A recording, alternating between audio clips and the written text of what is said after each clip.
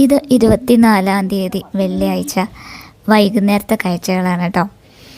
അപ്പോൾ അന്ന് നമ്മുടെ തട്ടകത്തമ്മയായ പരിയാനംപറ്റ അമ്മയുടെ സന്നിധിയിൽ വന്ന് തൊഴുതു.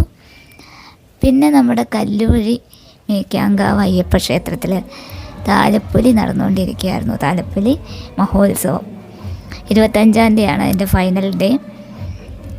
അപ്പോൾ അത് കഴിഞ്ഞു. അപ്പോൾ അതിൻ്റെ തലേ ദിവസം ഇവിടെ ഘോഷം പാട്ട് എന്നാണ് പറയുക. കളമ്പാട്ട് തുടങ്ങിക്കഴിഞ്ഞാൽ അയ്യപ്പൻ്റെ കളം എഴുതിയിട്ടുള്ള പൂജയാണ് സാധാരണ പതിവ്. പക്ഷേ താലപ്പൊലിയുടെ തലേ ദിവസം പരിയാനംപറ്റ അമ്മയുടെ കളമാണ് അവിടെ എഴുതുക, പൂജിക്കുകയൊക്കെ ചെയ്യും.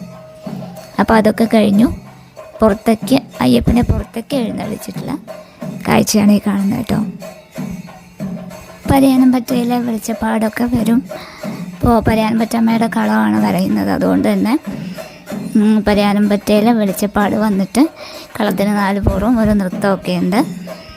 അതൊക്കെ അകത്ത് കഴിയും. ഇത് പുറത്താണ് കേട്ടോ.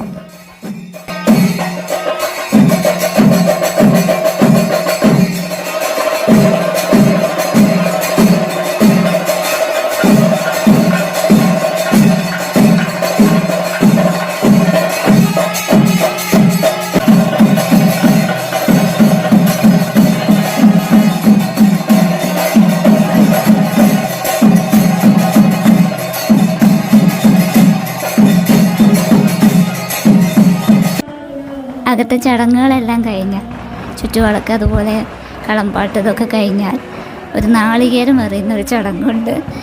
അപ്പോൾ ആ നാളികേരം പെറുക്കാൻ കുറേ ആൾക്കാർ കുട്ടികളൊക്കെ വട്ടം കൂടി നിൽക്കും. ഇപ്പോൾ ഒക്കെ കുറവാണ്, മുമ്പ് നല്ല രസമായിരുന്നു അത്. എന്തായാലും ആ ചടങ്ങാണ്. അപ്പോൾ ഞാനത് വീഡിയോ പിടിക്കാൻ നിന്നതാണ്, പക്ഷേ എറിയുന്നത് എനിക്ക് എടുക്കാൻ പറ്റിയില്ല. അപ്പോഴേക്ക് 4 പുറവും ആളുകളങ്ങനെ ചുറ്റും നിന്നിട്ട് നമുക്ക് കാണില്ല.